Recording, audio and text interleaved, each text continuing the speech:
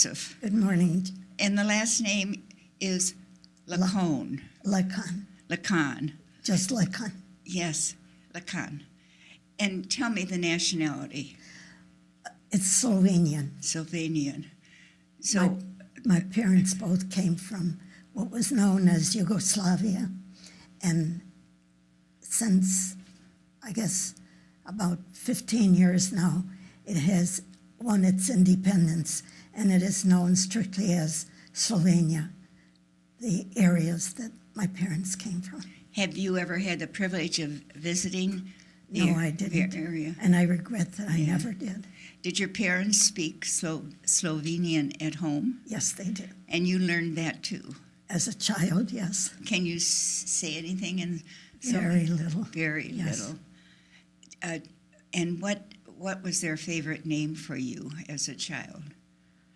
Well, I was baptized Josephine. So did they So, call you Joe or I was Josephine? known as Joe. Joe. And no brothers or sisters? 7 brothers and 4 sisters. Oh my. And I am the last of 12 siblings.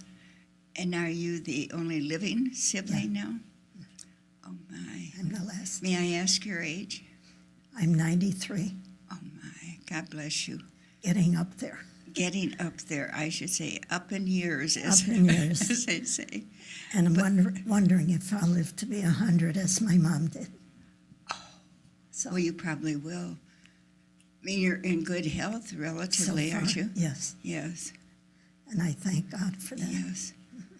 And you eat heartily. Very You're there well. for every meal. And the food here is super. Yes. I take it that you are a Buckeye by birth. I am a Cleveland fan. Oh, still. Indians, Browns, Cavaliers, you name it. Probably the Cavaliers come first now. Right now they do. And the Indians are kind of pushing toward some success. Well, they're have beaten, I know, the Tigers, haven't they? Yes. I can see that gleam in your face. Yeah. So, how did you happen to meet up with or come to know the Adrian Dominican Sisters? They taught me for the first 8 years at St. Lawrence School in Cleveland. And then I went on to Holy Name, which was a co-ed parish school, and that was run by the Sisters of Charity from Cincinnati. So When did you get that nudge or that call or that? I think I had felt it toward my 8th grade, but of course I went on to high school first. And then I waited a whole year to wait for my brother to return from Freiburg, Switzerland, where he was in the seminary. Oh, And I waited for him to return, and that's why I didn't enter right after high school. So I entered the following year then, in 42. was he aware of what you were doing with your life? I didn't tell him too much about it, and especially during the years that he was in Switzerland, but when he came home. Did he minister here in the United States, or did he? Oh, yes. Mhm. He's a Marianist from Dayton, Ohio. Yes. Well, your family must have felt it in those days. It was such a source of pride for families to have religious in their family. Yes. Yes. And when he was still in high school, and the Brothers of Mary were teaching at Cathedral Latin, and he expressed the desire to enter. And my mom and dad made no interference, fuss. no interference there. And the neighbors were all against my dad. How could you let the oldest son in a large family go on? And he and my mom said, when God calls, we don't interfere. Oh, how beautiful. And they felt the same way about you, I'm sure. I think my mom prayed for one of the daughters to be a nun. Were their names Miriam and Joseph? No, my dad was Joseph. My mom was Frances. How did you receive the name? I think Mother Gerald, because I had a hard time selecting one, and I think Mother Gerald kind of pushed along, and she remembered that I had a brother in the priesthood, and I think she kind of put Miriam and Joseph together. Yeah. So Well, that was a I don't know. lovely combination. I enjoy it. I was happy for it. Yes. Do any of the nieces and nephews call you Aunt Joe? Oh, yes. Yes. That's all they know me as. I bet they delight in you. Well, I think that, we get along well. Yeah, and you delight in them. Yes. Yes.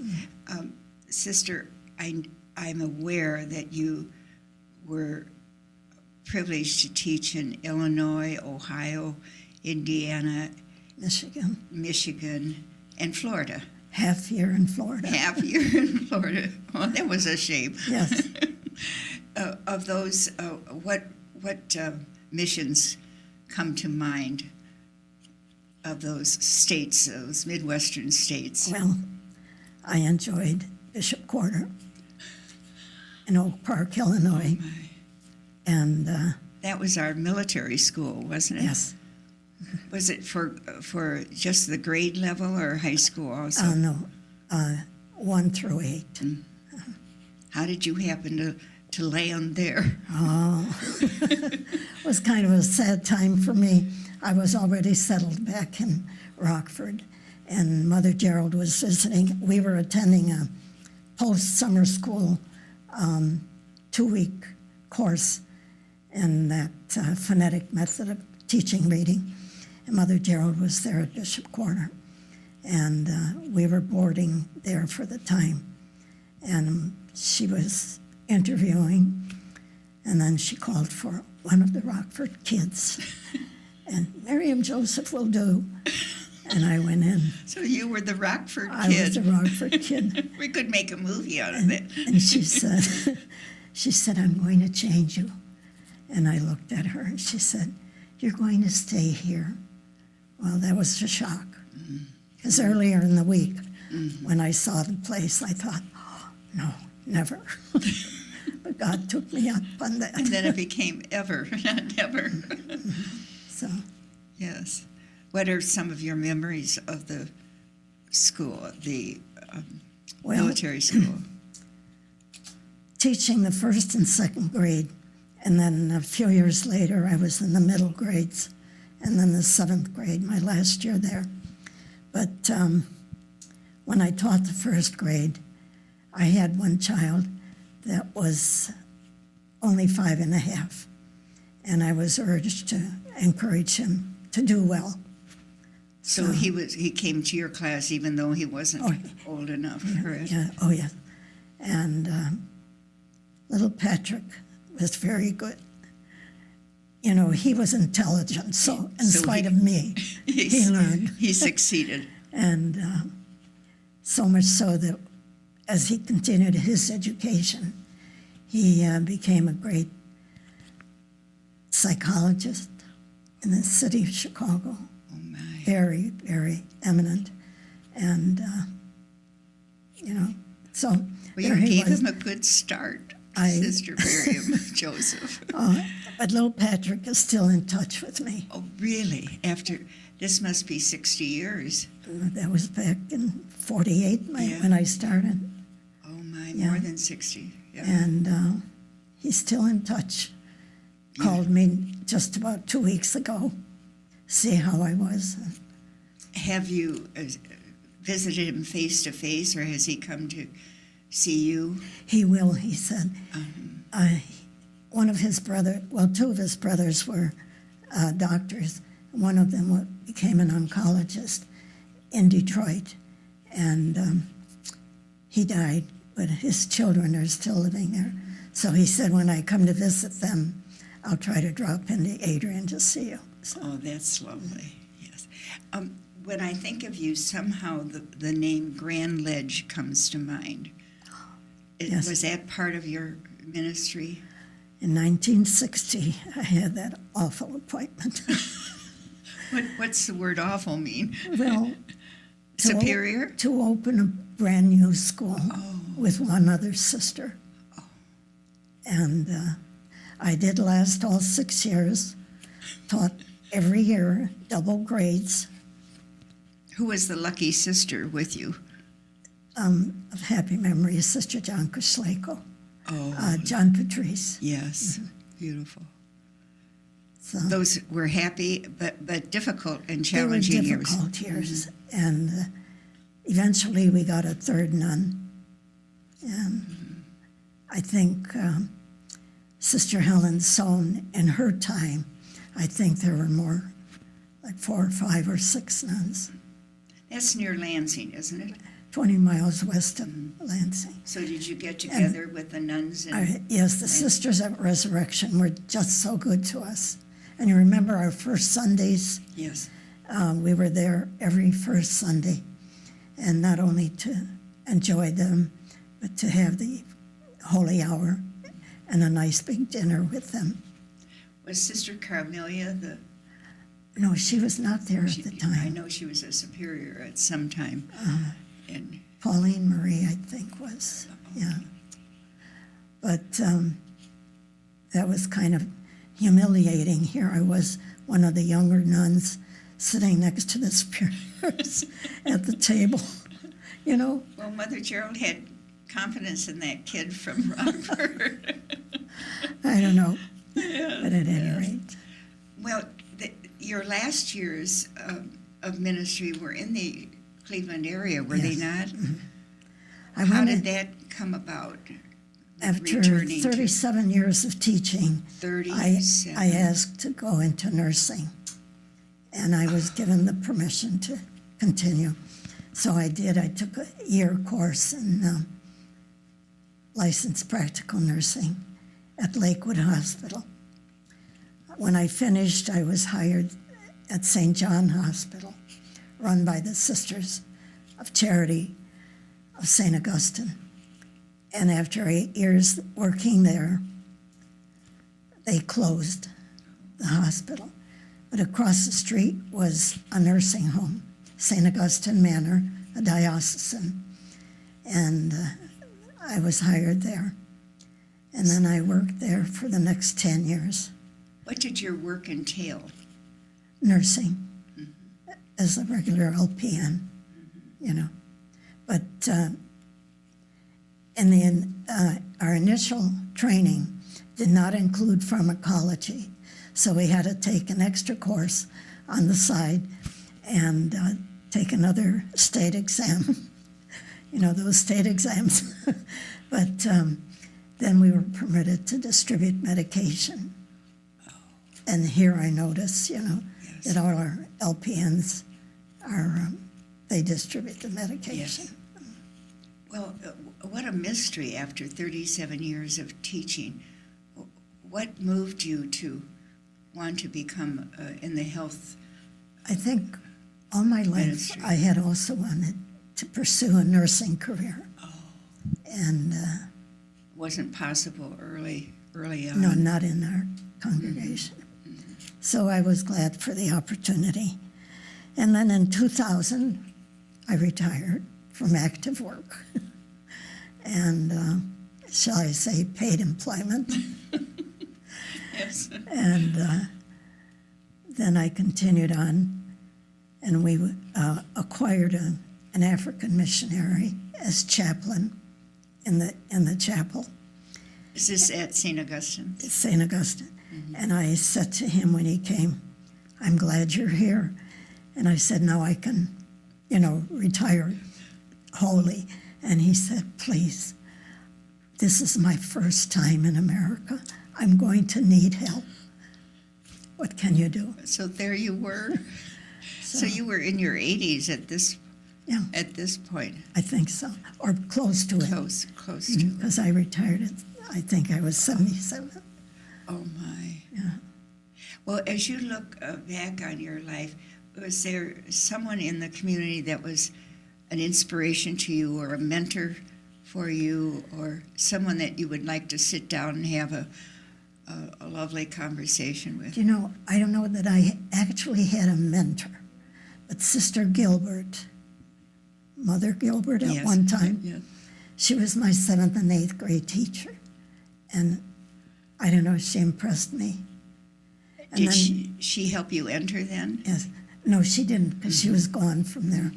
Sister Jean Barber was another one. And not only that, she had me in the 4th grade. And not only that, I lived with Jean Barber at Bishop Quarter. Isn't it a small world? But at any rate, and there were a couple other very nice nuns that, I don't know, I held them up as a model, you know. Did your parents bring you to Adrian when you first entered? No, Or did you come with the sisters?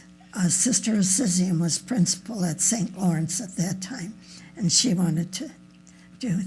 So we rode the train to Adrian. Sister Assisium Ayat. She probably wanted to visit her home in Deerfield. Did you? No, because she was from Deerfield. Oh, Sister Assisium. uh-huh. So that would give her a chance to visit. I'm just presuming that. Yeah. Yes. Well, how lovely. And your parents were able to come to visit you on Oh, a yes. regular basis. I have a picture of them when I was a postulant. We had a nice grotto in the novitiate garden, and I'm pictured there with them, and then as a novice too.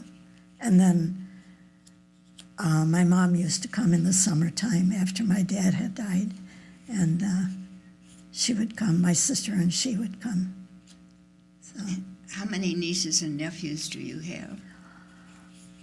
I don't know the number, but they are It's about high in number. Yes. over 20, perhaps. Oh, yes. Yes. And Not to then mention the grandnieces. And they are now in the 5th generation. oh, my. I think we had a couple of them not too long ago, So you're the mother of the clan. sort of. They must want to hear stories from you about Well, your early life and I think they know your a siblings. little, but I intend someday to sit down and start my life history, our family history over again. The real story. Yes. The real story.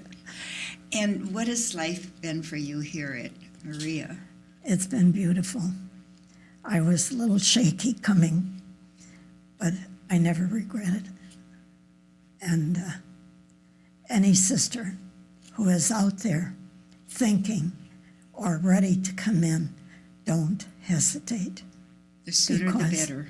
Yes, because the sooner you come, the sooner you will reap in the rich benefits that are here. Would you say one of the large gifts that we are so grateful for is that we're among our own sisters and we have a history with so many of them. As I say, the friendship and the love that you receive from all the sisters, is just beautiful. And our extended family, the co-workers also. They are great. I just can't get over all, and the friendliness and willingness to do whatever. I try not to ask too much, but Yes. Do you ever spend time thinking about death, Miriam? I do. And, I have a certificate in ministry to the You have a bereaved. what? I have a certificate from the Diocese of Cleveland that I had earned in caring and showing compassion and care to those who are suffering and to the bereaved, That was an award, you mean? No, it was a kind of a course that I Course, took I see. and earned a certificate. So now I'm putting it into practice. I have sat with many of our sisters who have died, one of whom I was present, actually, when she died. What a And gift. if I can continue in that ministry, I thank God for it. Do you believe in, when you are sitting with a sister who's dying, the importance of silence? I do, and try to talk a little when I come in. When I see the condition, I hesitate. And so I pray silently. Do you have a favorite prayer? Prayer. Do you have a favorite prayer? I think the Memorare and the Rosary. Beautiful. They're the closest to me. And I'm sure you remember the Pope and your Pope Francis in your prayer. Yes. Yes. Now, may I ask what you are handling in your beautiful hands? I have a little booklet called Leave Taking, a fact of life and death. And on the last page, the only thing permanent in life is change. And you would agree with And that? the author is Jody Screen. Are you trying to impress me? Pardon me? Are you trying to impress me?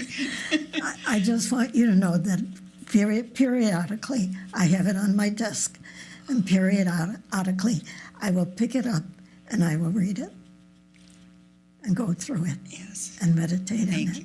Thank you. Yes. Now, I don't know who Suzanne Morris is. But She's one of our associates who at one time was kind enough to take over the printing of it because I couldn't keep up. But I thought I would let you know that Thank you. I'm Thank still you. holding on. I love that phrase, the only thing permanent in life is Is change. death. And it gets more difficult, the change gets more difficult as we age. Would you agree? Yes, Yes. definitely. Well, God bless you, Sister Miriam. It's been a joy speaking with you and a joy coming to know you. Deep in my heart, you are a beautiful contemplative Adrian Dominican. Thank you.